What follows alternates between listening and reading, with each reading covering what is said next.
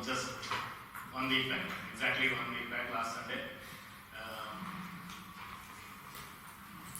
Anybody wants to comment on anything? Now the news says offences had decreased in this area in 2015 due to patrolling, robberies and thefts up in IT corridor, and then there is data to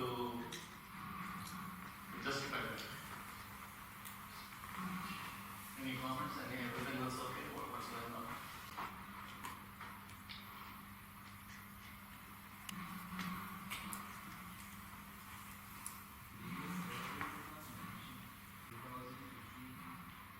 Okay, 2015 data is there, 2016 up to September, so that is good that they have clarified that, so that's a good thing. Only the cases of robbery and house burglary in 2015, so they are comparing to 2016. Okay, so fair enough, but yeah, there was something else, yes. If the patrolling is the reason why the robbery went down, that we actually that was the reason. Okay, so the cause you are talking about the cause, the patrolling was the cause, okay, so okay, fair enough, that's also a good point, I didn't take on that. There was a question at the back. only the cases of robbery and house burglary has increased, while the heading says that thefts are up in IT corridor. The ordinary thefts have actually decreased from. But then why are you focused only on robbery rate? 458 for 9 months. Just extrapolate, add 3 months more. That doesn't seem to have increased. In fact, that has decreased to some extent. But then why are you focused only on robberies and thefts? Murder for gain pretty much has remained the same. Dacoities probably have decreased even considering 9 months. Maybe it will go up to 2.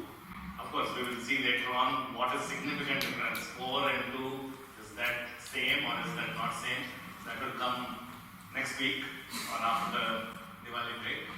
But even then, just at this point of time, just looking at numbers, I don't think they understand anything about hypothesis testing. But we will know in 2 weeks that how to look at these differences. Robberies but then see, they are very smart. Just to make up that thing, they only focused on those. Robberies and house burglaries at night have risen by 200%.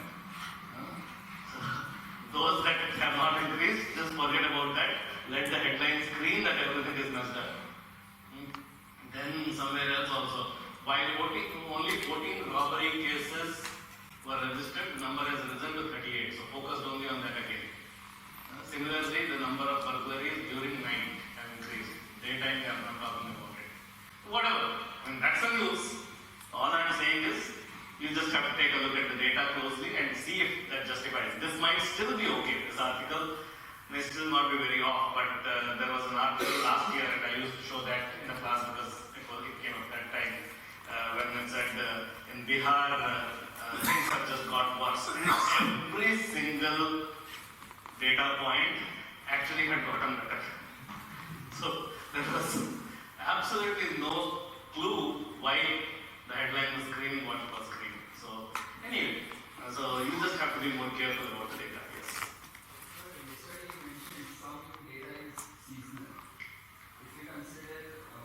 Did I use the word seasonal at all?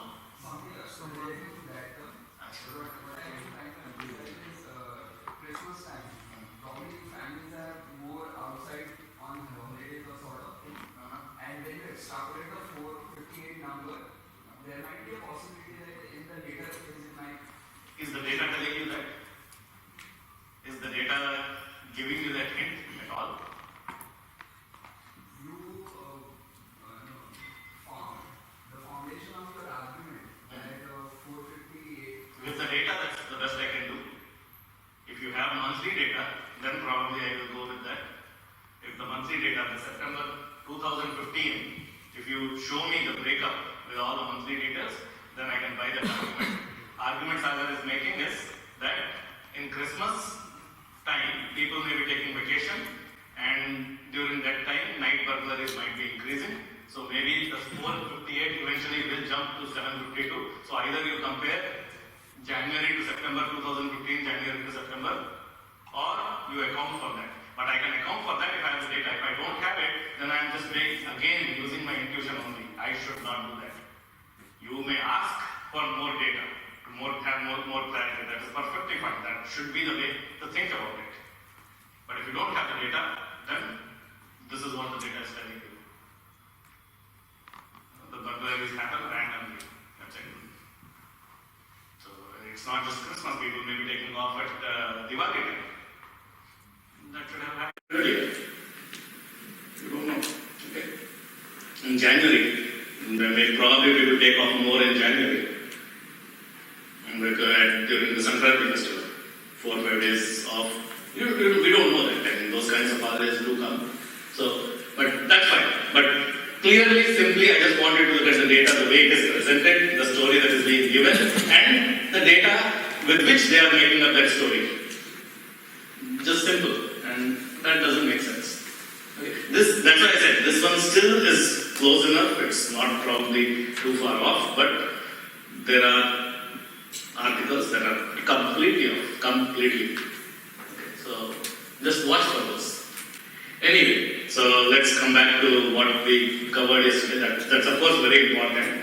But there was a company that had conducted some written exam as interviews, and some of those questions were related to one of the questions was related to what I covered yesterday, but some more what I will cover today, and I will show those questions.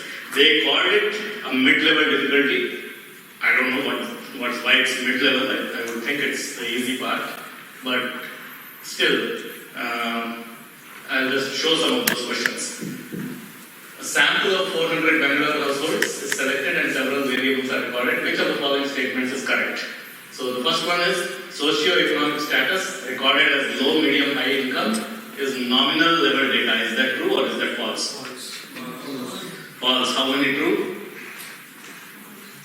1 true. How many false? Quite a few false. How many? No idea, forgotten? Good, excellent. That's what I need to know. That's the best answer. We have forgotten. We don't know what it is. Nominal level data, if we look back, then we had said data is of 2 types, numeric and categorical. Categorical was of 2 levels, nominal and ordinal. Ordinal meant there was some order. Nominal meant there is no order. Now here, low income, middle income, high income, there is an order. So this becomes more of ordinal data, not nominal data.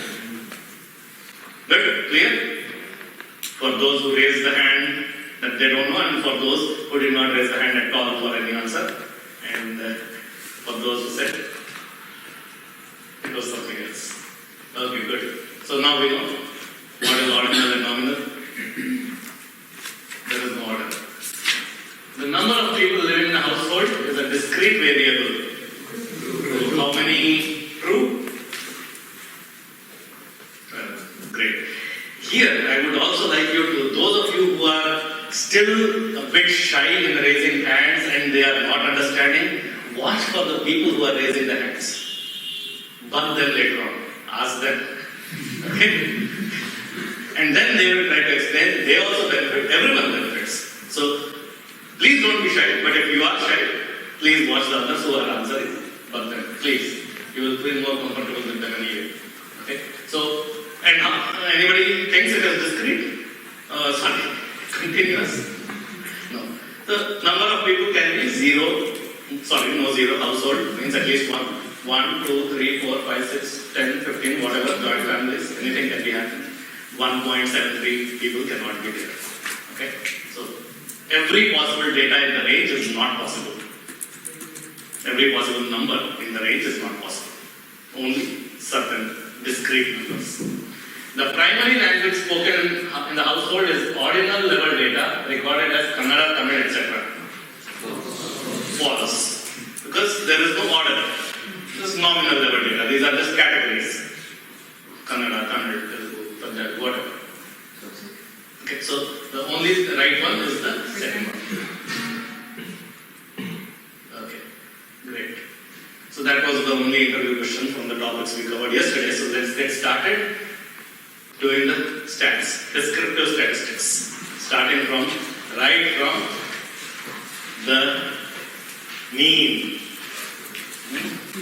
So this is something that I copied when we went to Bahrain Economic Development Board and we were doing a corporate training. So I took the example from their thing.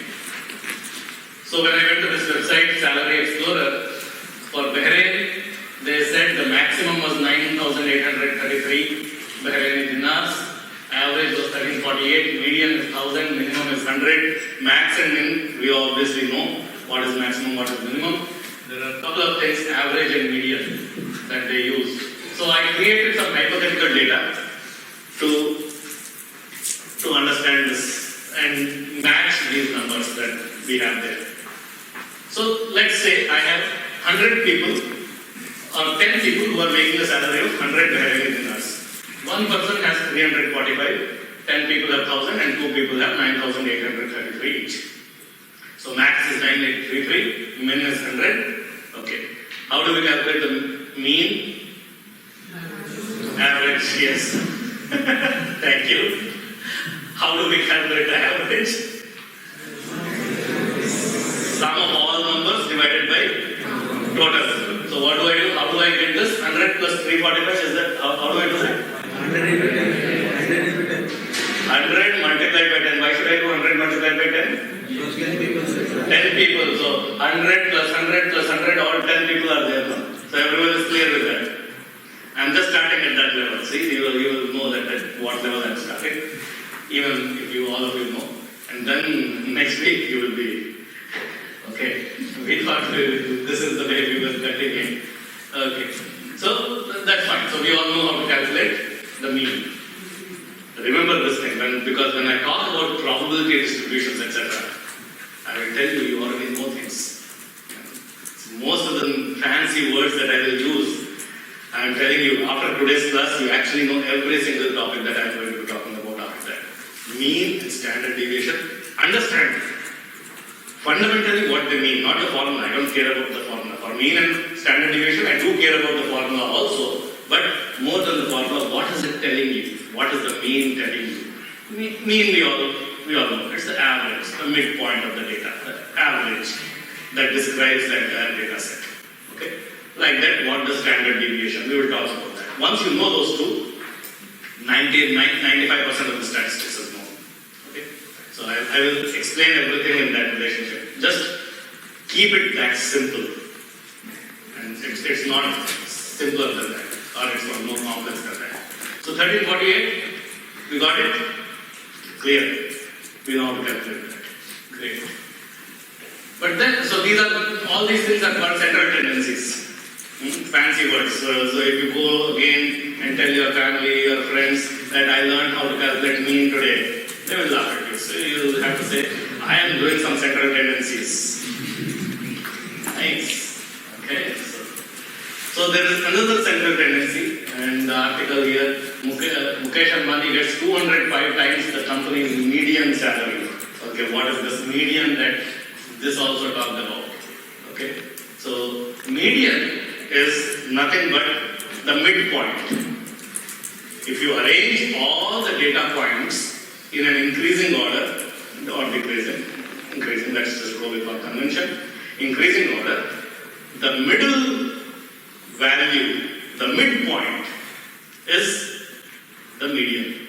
Okay? So, in this case, and the way to calculate the midpoint, if there are n number of data points, take n plus 1, divide by 2, and that will be your midpoint.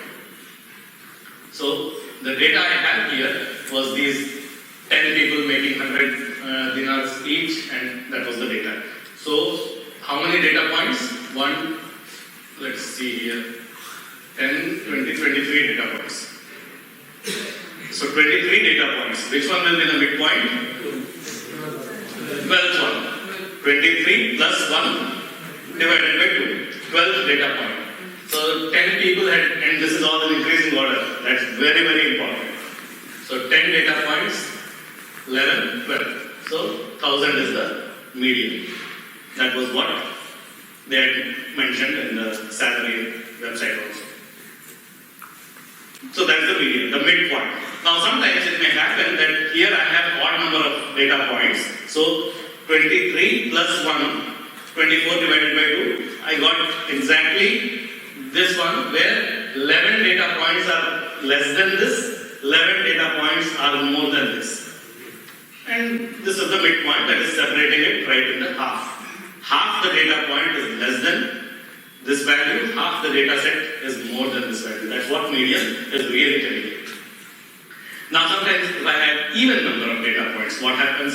I have, let's say 24, let's say Mukesh Ambani comes into the class. Or let's say these are not very dinners, the salaries some of us are making. Converted by this. Okay, not in the case. Okay, so let's say Mukesh Ambani comes and sits in the class. Now, instead of 23 people, we have 24 people. What happens? 24 plus 1, 25. 25 by 2 is 12.5. So, when I say 12.5, there is no 12.5 value there. No? So, I take the average of the 12 and the 13. And I say this is the median right here. Where 12 data points are less than this or whatever. So right here, 12 here, 12 here. So cutoff is here, right in the center. 12 here, 12 here, 24 data points total. So I take the same average, the mean that we calculated in the previous slide, 1000 plus 1000 divided by 2. In this case, it remains 1000.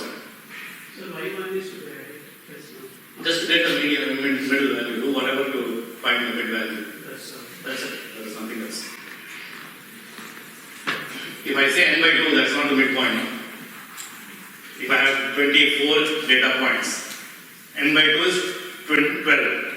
12th value is not the midpoint because then 11 are less than this and only 11, 12 and 12 are to the right. It's not the midpoint. So. Perfect. That's good.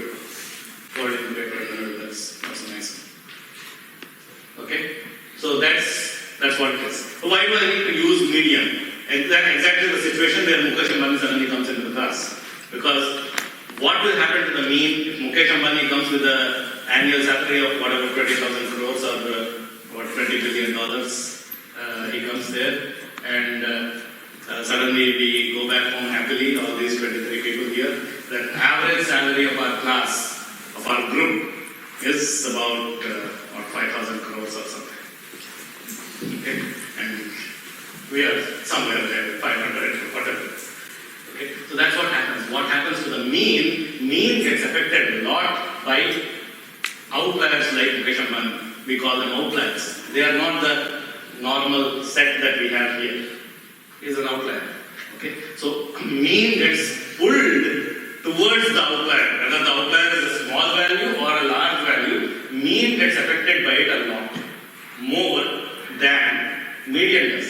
What happens to median? I have Mukesh Ambani sitting here with $2 billion here. The median is an average of this and this. Still, someone from among us only, it has not got pulled that much. So, mean gets affected by outliers a lot more than median. Median does not get affected that much. Okay. Having said that, now you might say that I should use median then all the time. Median is better, but median is not better than mean. Mean is certainly better if it can be used because median is still not a representative. It is not accounting for all the data points, effect of all the data points. When we are calculating mean, the effect of all the data points is being calculated. Median is just a single value, one person. That is the representative of the general thing. That's why it's again central tendency. But it's still not taking the effect of all the other things. So, as much as possible, we live with mean. Things can be explained better. There is a nice distributional assumption to those things. We will talk about all of that. But when outliers are there and nothing can be done, mean cannot be used at all, median is available to use in those situations. We will talk about things like that. But just to note that at this point, there is another central tendency called median, which is the midpoint. And this is something that I stress upon all the time. Plot as much as possible because many times the will not be able to show to you what a visual thing can show much better. So even in this case, if I had plotted this, a frequency plot of monthly income, 10 people making 100 dinars, 1 making 345, 10 making 1000, and 2 making 9833, we can already see that these two are far away from these guys. This is the general population. These two are pulling the mean a lot towards that value. So mean was at 1348, median was still at 1000. Median did not get pulled as much as mean got pulled towards the outliers. Okay? So that's what I want to say. And plotting is important to the extent possible. And the final central tendency, mode. Mode, the most frequently occurring data point and least frequently used central tendency in our work. But most frequently, what is the mode here in this data? 100, 10,000. Yeah, 10 is the frequency. What value? So please don't get confused. The answer is not 10. The answer is the value corresponding to the most frequent occurrence. So here I have two modes, a bimodal kind of thing. 100 and 1000. Both of them have same number, so it's a bimodal situation. That's what the mode is.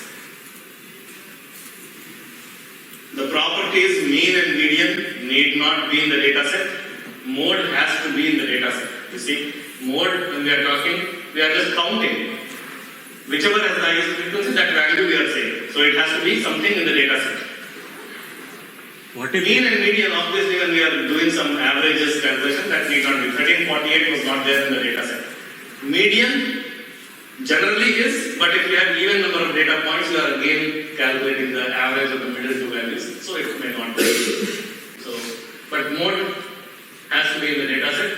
Mode is also the only average thing that works with the categorical data. So, if I say 10 people here have green clothing, green shirts or whatever, 7 people have red and 2 people have blue. So what is the mode? Green, the value corresponding to 10. So green is the mode. Okay, I cannot have mean and median calculated for such a categorical data. I cannot say that 10 green, so 10G plus 7R plus 2B divided by 10 plus 7 is 19. So green blue, whatever. Green blue, whatever. I can't do that. So we cannot do any calculations with such categorical data. Great. So we all know now what the central tendencies are. This is all central tendencies, nothing more. What that does is it tells you a midpoint of the data. There is a whole lot of data set that you have. To understand the data set, the easiest thing that you can do is, okay, what's the average? There's a whole lot of data set. What is the average? And these are what 10. So little bit of understanding about the data. That's what we are. So let's see if we have understood that.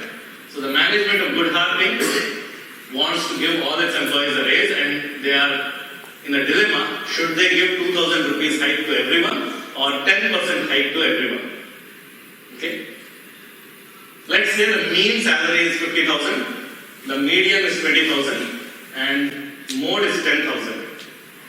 Let's take the first case where we are giving 2,000 rupees hike to everyone.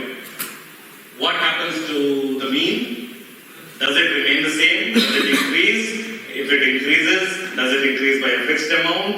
Or, well, it increases but I don't know the amount? Or does it decrease? Or whatever possible answers. It increases by 2,000. It increases by fixed amount. What fixed amount? 2,000. 2,000. Increases by 2,000 divided by number of employees. Okay, so I have now two different options. Any other options? Mean increases by 5,000. So in the case of this thing, I'm not talking about 10%. You are looking at 2,000 increase. Mean is increasing by 5,000 is what you are saying. Okay. Any other answers? Anybody who is still thinking, how can I find that? We don't know what's going on. Or everyone has an opinion. Yeah. Okay. Good. Okay. So I know we all know this thing. It's just when the question is asked in a different way, it's just relating those things. And some of you have answered that. So first answer that I got on this thing, so that we just ensure I don't forget. Sometimes I will get carried away while in teaching, and you must have given a very good answer or a question. I request you raise your hand and demand a chocolate. Okay? And because I get carried away, sometimes I remember and later on I don't. So let's see. And the best thing when I don't understand things, when I don't understand a concept, the best thing is to try out something. Take a simple example, try it out. A simple example I can take here. Let me just show it with one more because that's the best thing here. Okay, let me draw. Great. So I have 50,000 is whatever. Let's not go with that. Let's go. I have someone with 10, someone with 20, and someone with 38. Just to be, I don't.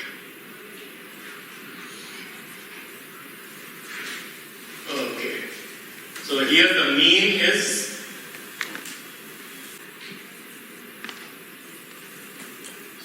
68 divided by 3. So let's do 69. That will be easier.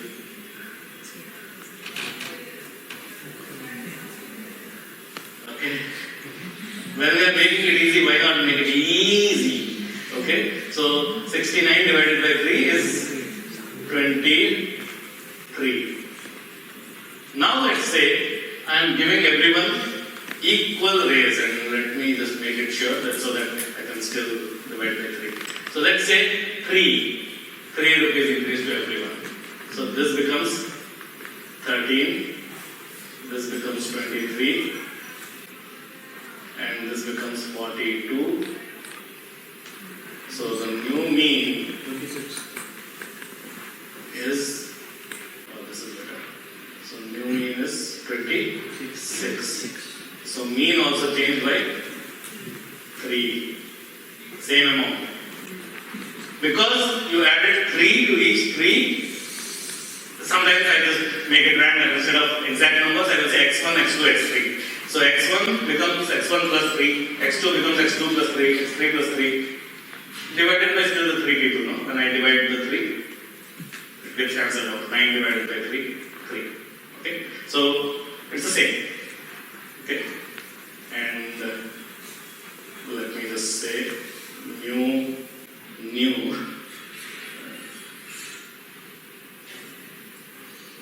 is equal to x1. Sorry, then let's just keep it at new. Okay, this is too many. So you got a point. It's not good. This is important, but that's okay. What happens? Let me ask the same question while I am still at this thing. What happens to the mean if I give a 10% hike? 25.3. Mean was 50. Oh, okay, here. Man. Okay, let me just go back. 25.3. If I give a 10% hike, The mean will increase by 10%. mean will increase by 10%. So each x1 has become 1.1 x1, x2 has become 1.1 x2. So all three, 1.1 comes out, x1 plus x2 plus x3 divided by 3, which is the original mean. So 1.1, 10 times, 10%. Same thing. By the way, when I increase by 2000, what happens to the median? Increased by 2000. Increase by 2000. What is median? Median is the mid value. If I am giving everyone 2000, the middle guy also is getting the 2000 height. So it is becoming 12,000. That's it. Mode was 10,000. What will be the new mode? 12,000. There are 100 people who are making 10,000. All of those 100 people are now making 12,000. So mode has become 12,000. So when I am adding a fixed number to any of the central tendencies, the central tendencies increase by the same fixed amount. And 10% for the mean we have checked already. 1.1, 1.1, everyone increases. So the mean also increased by 10%. What happens to median when I give everyone a 10% hike? 22,000. So you are saying 10%. Yeah. So the middle guy who was making 20,000 also got 10% hike. So 22,000. What happens to the mode? Mode 11,000. Everyone who was making 10,000 is now getting 10% hike. They are all making 11,000. The frequency doesn't change. The highest frequency remains the same. So that's it. So excuse me. So central tendencies change by whether you increase it by a fixed amount or by a fixed percentage. The central tendencies, all of them also become the same thing. They will get increased by the same fixed number. We will see when these properties come into play later on. Okay, so now we understand that. Now, visually also, just to ensure that this is done and dusted. Okay, so this is, let's say, some distribution, the shapes, etc. we will come to later, but let's say this is how some data is. A lot of data here, some data here, a little bit more data here, like that. So it's all frequency. Let's at this time consider this is still frequency and data is distributed like this. So x-axis has the values, at each value how many data points. Okay. So where will the mode be in this case? Highest point. So this is the mode. Okay. And if data is more symmetrically distributed, just I had to draw with my finger. So assume that it is symmetrically distributed. Okay. Don't pick on me with that. No, this is not exact symmetrical. So if this is the case, where will the mode be? Still the center. Mode is the highest frequency. So mode remains the same. So even in this case also mode remains the same. Now the question, slightly more difficult.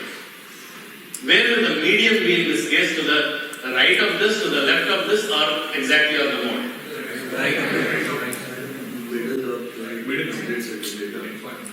Okay, I heard different words. So how many to the right? How many to the left? How many on the line? How many? What are you asking? That's also perfectly correct.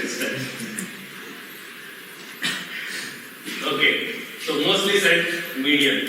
Median is the mid value. So, as if this had been symmetrically distributed like this, then the middle point is somewhere there. But there is some more up to this point there is symmetry, and then there are some more data points here. So mid value is somewhere to the right of that thing. Of all the data points, somewhere to the right of that. That will be the mid value. So in this case, I think I already answered. So median is equally, perfectly dividing the two halves. So median is still on top of that. What happens here? Is it to the left, is it to the right, or is it on that? Left. Yeah, by elimination or mirror image. Just whatever it is, I don't care. If it is to the right here, it has to be to the left. That's a practical way of doing things, which is very good to do. That's a smart way of working. Okay, now the most difficult part. The mean in this case, will it be to the left of mode, to between mode and median, to the right of median, or on top of any of these? Between mode and median, right of median. That's it, only two options. Apart from the one, I don't know what you are asking. So that remains the constant for quite some time more. Okay? So we are still not clear what you are asking. I don't understand this. Okay. Again, the way to think about that is, we saw Mukesh Ambani. Mukesh Ambani is pulling the mean towards himself. So outliers, obviously there are some points which are large x values here. Most of the data set is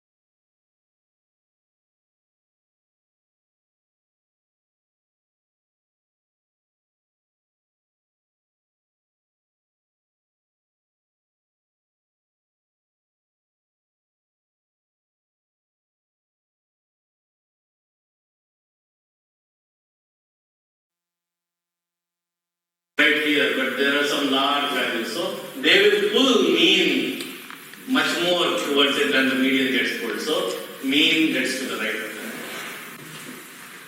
It just gets pulled down. Where will the mean be in this case? Center, right there. And where will the mean be here? To the left, between these two, to the right, or on top of any of this? Left. To the left. To the right. Ah, I like it. Left. Right of what? Right of mode. Okay? Any other answers? Left of median. I don't say, sometimes you might think maybe there's a trick question in here, right? Some middle of median and mode. Okay? So I have all the options now. I have to the left of this, between this, and to the right of this. I think nobody is answering on top of that. Okay? Because we didn't see there. Okay? Now the answer is to the left. Because now the outlier is on the very small values. The outliers are these very, very small values. Okay. So the mean gets pulled towards them a lot more. Okay. Up to this much, there is some symmetry, and then these values are making the average too small. Okay. Much smaller. Same concept of this, nothing different. Mirror image. Okay. Good. So central tendencies clear. Great. But see, the central tendencies may not tell everything about the data. There is our basketball coach, Mr. Statson, uses statistics to decide things. He is in a dilemma because he has 3 players and he wants to select one of them. And this is how they have scored. The first player scored 7 points in one game, second 8 points in one of the games, 10 points in 2 of the games, 12 points in one of the games, like that. There are 3 players.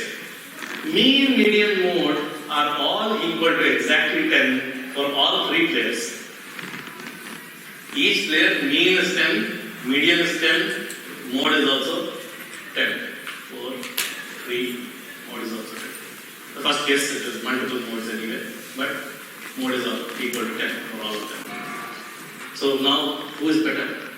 Obviously, from this limited data itself, we are able to see that they are performing differently. Okay? So, central tendency is not good enough to describe the entire data. It gives me 1 point. Okay, this is the average of the data. But what else? So now I want to understand how is data spread around that mean or the middle value. How is that spread around that? Okay? That's what I want to understand. The simplest thing to understand the spread. What is the simplest metric that I can use? Range. Simplest thing is range, maximum minus minimum. Okay? So I can calculate max minus min. Max minus min for this guy, what is it? 6. 13 minus 7. In one of the games he scored 13. One of the games he scored 7. The range for this guy is 6. The range for this guy is also 6. Range for this guy is 27. Okay. So it's beginning to tell you some difference, but then, even then, these 2 guys are still the same. And we are unable to capture probably an outlier. This guy probably 30, no? The 3 to 13 is scoring, but 30 seems like way off. how do I understand some of these things? Okay? So for understanding outliers scientifically and to eliminate them from your analysis, because that can change a lot of things, or just to understand whether you eliminate or not, to understand what the outliers are, there is something called an interquartile range, IQR. Not just the range, but interquartile range. And what quartile is breaking the data set into quarters. What was median doing? Breaking the data into halves, 2 halves, midpoint, like that. It's a quartile, break the data into 4 quarters. If there are 200 data points, arrange them in increasing order. First quartile will include the first 50 data points, next one will have next 50, 50, 50. That's it. It's equally dividing the number of data points in 4 groups.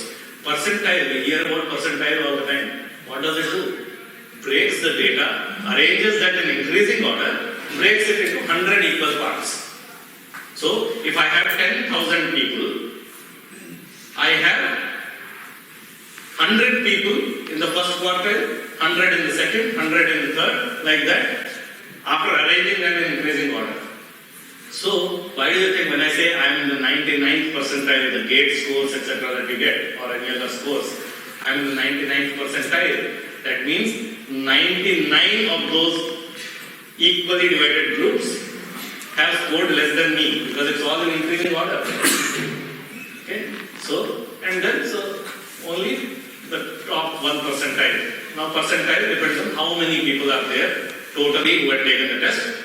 That has been divided into 100 groups. Any kind of now, whenever you hear the word with anything tile in the end, you know it's just breaking it into some equal groups. Quartile is 4 groups, percentile is 100 groups, decile is 10 groups, DEC, DEC, you do any number you do. So, but the concept remains the same. And what is that? Is now when I want to get the first, now I am breaking the data into 4 quarters. Okay? First quarter, if I have to get the Q1 value, the same way I got it for the median, when it was divided into halves. Quarter means 1/4. So n plus 1 divided by 4. If I am doing it in percentile, n plus 1 divided by 100. If I am doing it in decile, n plus 1 divided by 10. Any tile now you pick, you know how to deal with that. Okay?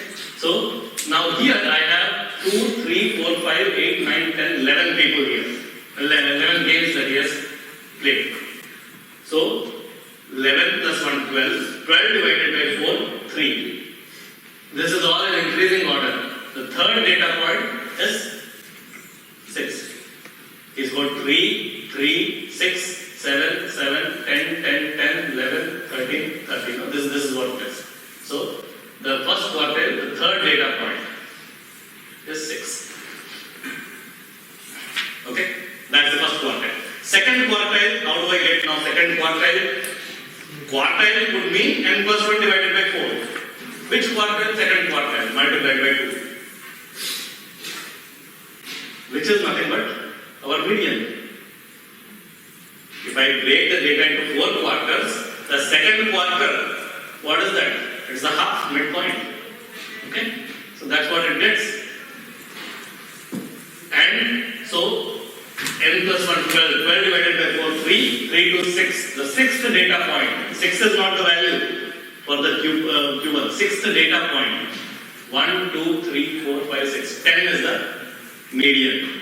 Or the second quartile. It's the same thing. Or the 50th percentile. If I am breaking into percentiles, n plus 1 divided by 100, which percentile? 50th percentile, multiplied by 50. So n plus 1 divided by 2, same thing. Median, midpoint. 50th percentile means 50% of the people have scored less than me, 50% more than me. Getting the point? Getting the same thing? As long as you see the interconnectedness, then these things become simpler and simpler. And then you see that everything is revolving around only a few concepts. Okay. See that connection and then life is easier. Statistics is then a pleasure. Third quartile, up to call also upper quartile or the 75th percentile is again same way. So here it would be 12 divided by 4, 3, 9th data point. 1, 2, 3, 4, 5, 6, 7, 8, 9. 11 is my third quartile. Okay? And interquartile range is Q3 minus Q1. Third quartile minus the first quartile. Let me just draw it out for you.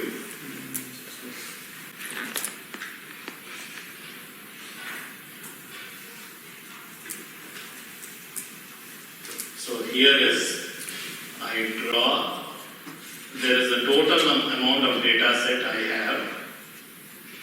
Sorry, there. Okay. And I break it into 4 quarters. How do I do that? Okay, this is the half, half of half, half of half. So, here is, let's say, let's go to text mode, it's easier to type. 25% of the data, let me zoom it up.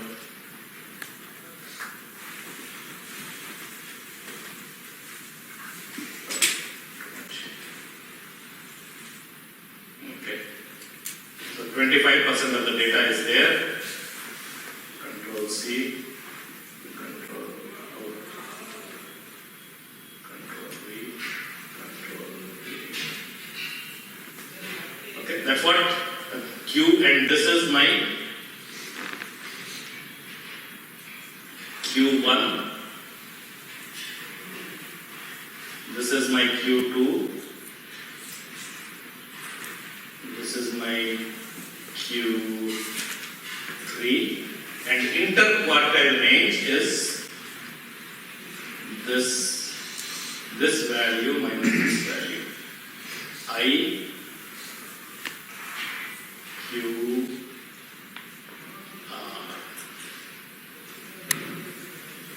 okay? Clear? You know how to calculate Q1, Q2, Q3 and then Q3 minus.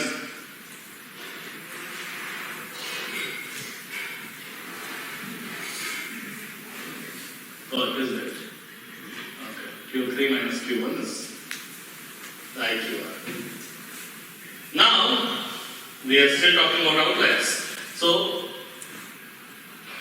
how can I'm sure of eliminating outliers. What can I do? If I remove everything above Q3 and everything below Q1, guaranteed to get rid of outliers.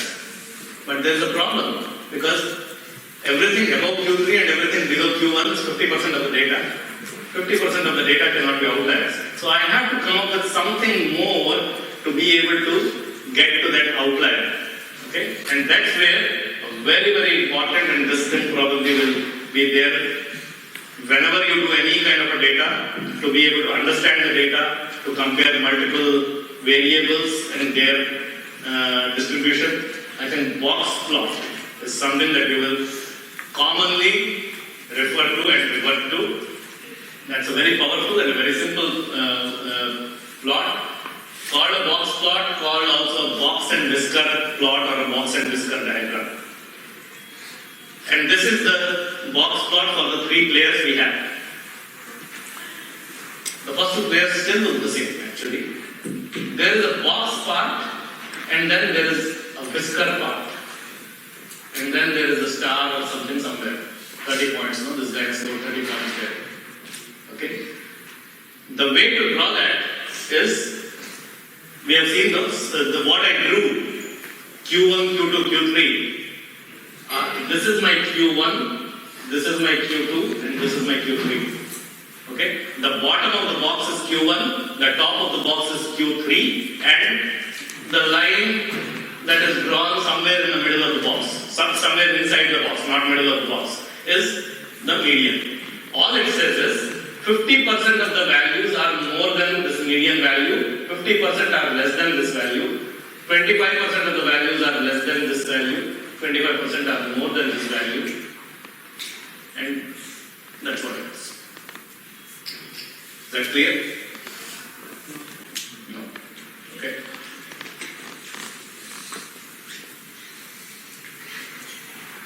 So just like escape this. Okay.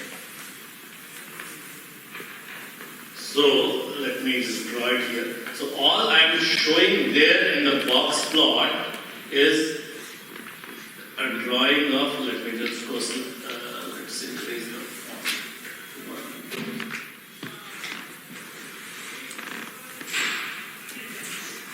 I am sure.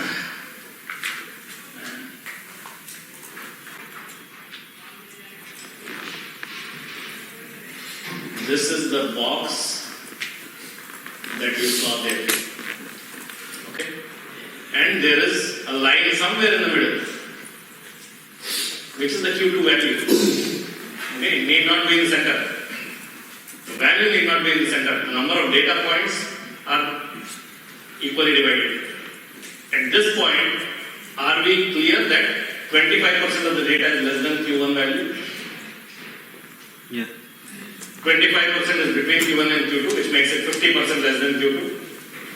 25 between 4 equal quarters. That part is clear now? That part is clear. I understand where the thing is coming. Why is that line not in the exact center kind of a thing? Okay? That line is only dividing the number of data points equally. The value of the line, that value can be closer to some other data point. So let me just show that with the calculations in the actual data. Okay, here, let me just show it. Here. Don't worry about all this. There are a lot of terminologies, inner fence, outer fence, X spread, hinge, etc. Who cares? We don't care, as long as we know what we are talking about. So none of this is actually useful. If you are interested, just see that. Okay, so here was my, let's just take the third one because these two probably are appearing good to you. I mean, that's a nice box plot, is right in the center, everything. So this is where, if you understand this guy, I think we understand this whole thing. So for this guy, what we saw was the, let's just see. Okay, Q1 value. Q1 value is 6. Okay, that everyone agrees? The third data point. Q2 is 10. Difference between Q1 and Q2 is 4. Okay. Where is Q3? Q3 is 11. Difference between Q2 and Q3 is only one value. There are equal number of data points between Q2 and Q3. That many values are there. Same 2 data points between Q1 and Q2. 2 data points between Q2 and Q3. But the value of Q2 and Q3, they are close to each other. They may actually be the same also sometimes if it is not properly distributed. Okay.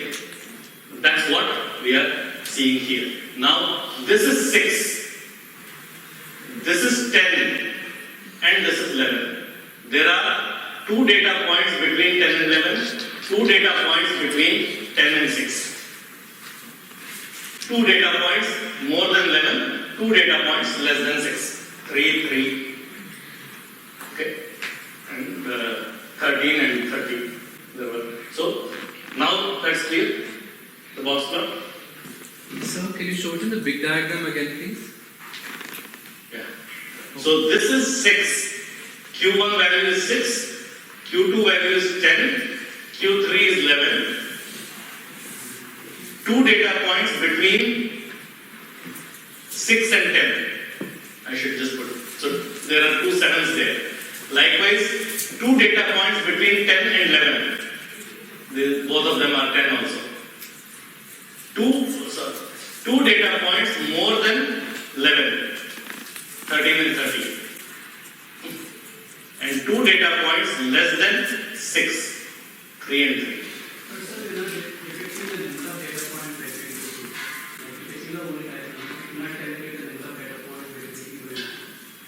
You know that there are equal number of data points. You know 25% of the data points, whether it's 100 data points or 1000 data points, there are, if 100 data points are there, then 25 data points are in this range. If there are, the total data size is 1000, then I have 250 data points in this range between Q2 value and Q1 value. Likewise between Q2 and Q3.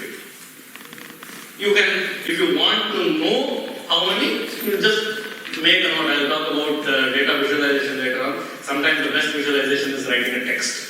Okay? Just put the data size n is equal to 5,000. Now, your answer is there. Don't mess this up by putting more things in there. Okay? Simple visualization is better. What determines how much? The whisker. Yes. Okay. So whisker part is what is still remaining. I have not talked about it. Where do I draw this line? Now we know the box part very clearly. Everyone clear with the box part? Yes. Now the whisker part. Whisker part is pretty easy. Whisker part is add 1.5 times the IQR value. So IQR is Q3 minus Q1. 1.5 times that IQR, add to Q3, 1.5 times the IQR, subtract from Q1. You would think the height should be the same. When you do that, the value closest to what you calculate as 1.5 times IQR, the value closest to that in the data set, less than that, is this. Let me show that.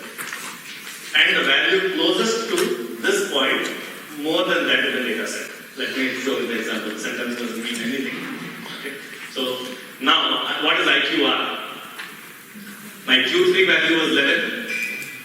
Q1 value is 6. IQR is 11 minus 6, 5. What is 1.5 times 5? 7.5. I add 7.5 to the Q3 value. 11 was the Q3. 1.5 times, so 7.5, 18.5. 18.5 is not in my data set. The value closest to 18.5, less than 18.5. I may have 19 in my data set, and that is close to 18.5. I don't care. Less than that value, 13 is there. So 13 becomes my whisker here. Okay. Likewise, for the bottom whisker, Q1 was 6. 6 minus 1.5 times IQR. 6 minus 7.5 minus 1.5. The closest value above that. 3 is the closest value above that in the data set. So 3 becomes my whisker here. Anything above this and anything below this is sentence doesn't mean anything. Okay. So now what is IQR? My Q3 value was 11. Q1 value is 6. IQR is 11 minus 6, 5. What is 1.5 times 5? 7.5. I add 7.5 to the Q3 value. 11 was the Q3. 1.5 times, so 7.5, 18.5. 18.5 is not in my data set. The value closest to 18.5, less than 18.5. I may have 19 in my data set, and that is close to 18.5. I don't care. Less than that value, 13 is there. So 13 becomes my whisker here. Okay. Likewise, for the bottom whisker, Q1 was 6. 6 minus 1.5 times IQR. 6 minus 7.5 minus 1.5. The closest value above that. 3 is the closest value above that in the data set. So 3 becomes my whisker here. Anything above this and anything below this is considered an outlier. That 1.5 is an empirical one. No mathematical thing there. Although I will show when we talk about normal distribution, the last slide of normal distribution, I will show the relationship with this thing and how 1.5 is a reasonable number to think about. But Tukey is a fellow who came up with these fences, and Tukey will help us with linear regression, data transformations, and many other things. So good guy. Okay. So now the whisker, the box and the whisker part is clear. Box is Q1, Q2, Q3. Whisker is that Q3 minus Q1 is your IQR. 1.5 times IQR added to that. 1.5 IQR subtracted from Q1. Added to the top line and subtracted from the bottom line. get the closest value in the data set to that. With large data sets, you will not have a problem to worry about the closest data point because the value will still be there somewhere. So you won't worry about it. Just for understanding, I'm talking about it now. Small data sets, it seems to make a big difference there. Large data set, whatever 1.5 times IQR you calculate, that value is going to be there in the data set. And there is a large variation in the data. Okay. So let's see something similar to that. Let's solve a case here. Mr. and Mrs. Hadler. There was a case in the mid 1940s. Mr. Hadler went to the World War, UK, this was in UK, and 349 days later, Mrs. Hadler had a baby. 349 days is almost a year. Okay? And Mr. Hadler came back and he said something was fishy. That's not his baby. Mrs. Hadler claimed that it was an unusually long pregnancy and very painful pregnancy. And this matter went to court, and the judge ruled in favor of Mrs. Hadler. Back in those days, inducing labor and all those things were not there. So it was an unusually long pregnancy, is what the judge said. Let's see if Mrs. Hadler is a real outlier kind of a thing. Box plot. Let's use box plot and help the judge make a decision. The data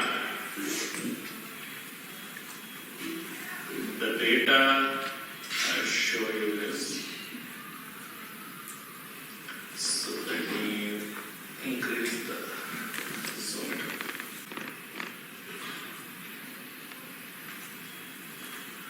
Okay, so Mrs. Hadler is there, 349 days. There are 1,000 pregnancies from around that same time period. The data is there, 1,000 pregnancies are there. Okay. And 278 days, 266 days, 265, 269. So this is what I'm talking about. When such a large data set is there, every number is probably going to be there, so I don't have to worry about getting the closest value and all that. The closest value is going to be there. So here, let's draw a box plot. Let's actually switch between this and the one more. Okay, and let's draw Mrs. Hadler box plot. Okay, so first thing,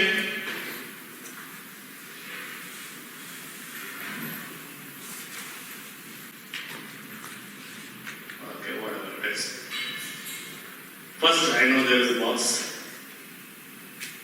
Okay, where is the Q1 value? First quartile. Also the 25th percentile. I think the quartile function is also there. Yeah, here. Yeah, quartile.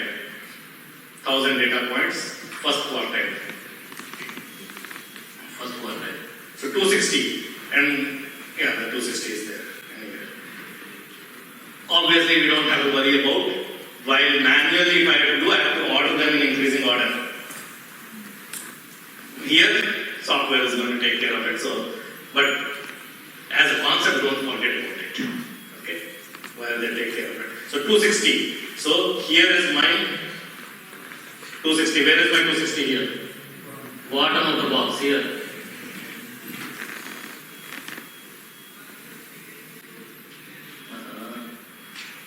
Okay. Whatever. The best I can do. What is Q3? 272. Okay? N plus 1, 1,000 data points. 1,000 plus 1 divided by 4. Multiplied by 2.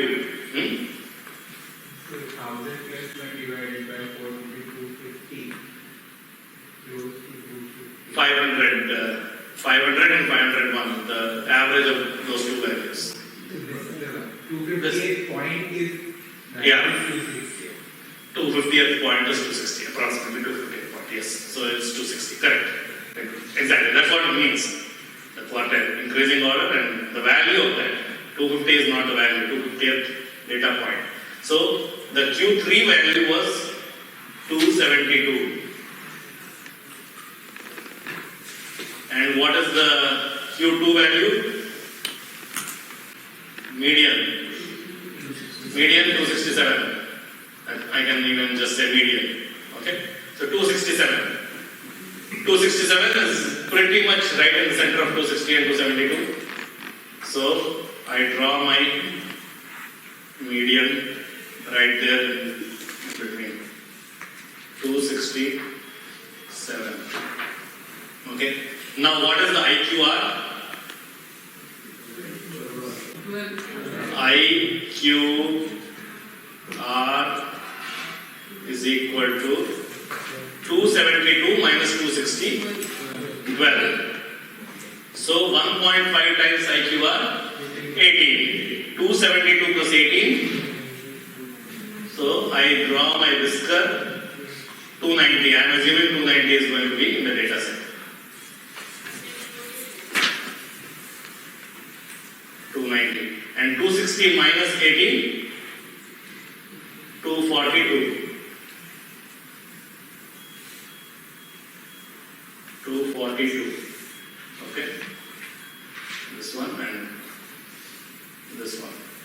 Anything less than 242 and anything more than 290 is an outlier. Now there may be many other outliers. It's an outlier doesn't necessarily mean that it is wrong. People are lying. 295 days. Someone can have a pregnancy 295 days. Not a big problem. But our lady here is 349. If this is 267, 290, about 23. It does not even to scale, but even if it were to scale, then 313, 330 something. Yeah, she is right there. Okay? Way off. 1,000 things, and it is just not possible. Okay? Not saying outliers are not possible, but this is way off and very difficult. Okay, but anyway, if the judge had known this thing, probably different judgment, but well, we don't care. So at least, has Mrs. Adlam taught us how to draw a box plot? We don't know how to draw a box plot, yes? Yeah. So suspense, I have not yet completed my story there. The story will continue. We have not yet found. Correct, you are right, absolutely right. Who is the best player? Because the first two guys, now I can see that the third guy, there is a lot more variation. But the second guy and the first guy still don't look the same. But this is still a good way to understand that this guy is showing a lot more variation. Is that good or bad? We will see. Okay, so that's exactly what happened is. Range is still telling me the max minus min, interquartile range, a little bit more information about the spread within that range, but still the two guys look exactly the same. So what can I do more to understand this variation of data around that mean that we have calculated? Still the mean. So there is a mean, midpoint, and all the data is around that point. How do I get an average number to quantify how much are the data points spread around that mean? Can I calculate an average distance from the mean of each data point? Is that valuable? Yes.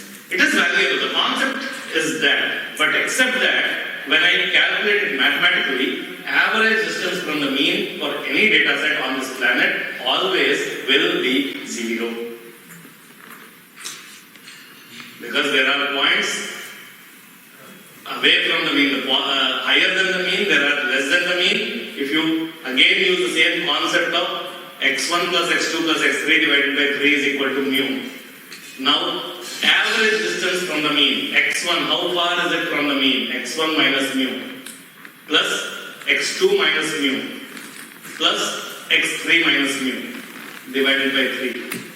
What will happen? x1 plus x2 plus x3 divided by 3 minus 3 mu divided by 3. So mu minus mu, 0. It will always end up at 0 only. So, but still, the concept is not wrong. I just want to understand the average distance from the mean. So, I don't care if the data point is more than the mean or less than the mean. I can actually just get an average distance from the mean. The direction I don't care. So, how can I do that?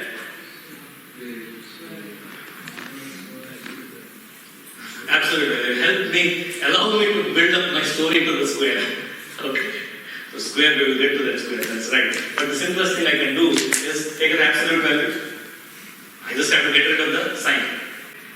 So, mean absolute deviation, MAD, MAD. Okay, MAD is a nice metric. Mean absolute deviation from the mean. I will show you all the data, I am not just lecturing here. I will show with some example.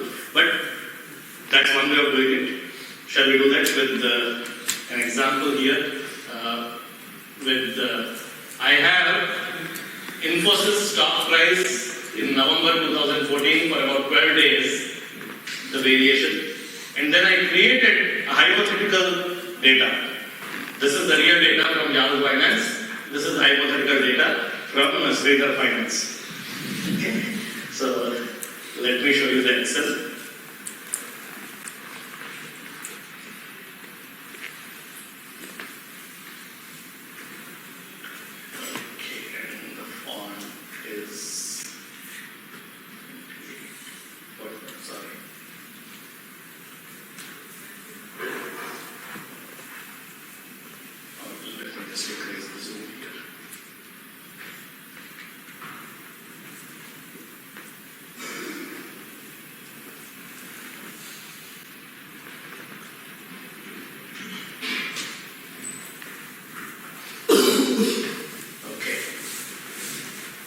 So this is the actual data. I took the closing price. Probably I should have taken adjusted close, but it doesn't matter for our concept. Closing price, the average value of Infosys during those 14 days, 4,153 rupees. Okay? That's the average value. And the plot I have shown. I will show it again, but the plot I have shown. Now I have created, so mean distance from the mean. What does that mean? Mean distance from the mean, what does that mean? You are mean. So 4084 minus 4153, is that 16? Is that 69? Yeah, minus 69. Okay. So that's minus 69. Then 4126 minus 4153, this is minus 27. Like that. 4170 minus 15, 53, 16, whatever. Okay. So I am calculating the deviance of each data point from the mean. How far is that from the mean? Each data point. And then I take an average. Like I said, it will always end up at 0. So we decided we would be mad and we decided to do an absolute deviation. So I don't care about the sign anymore. Minus 69 has become plus 69. Average deviation from the mean 38.17. During those 12 days, the average deviation was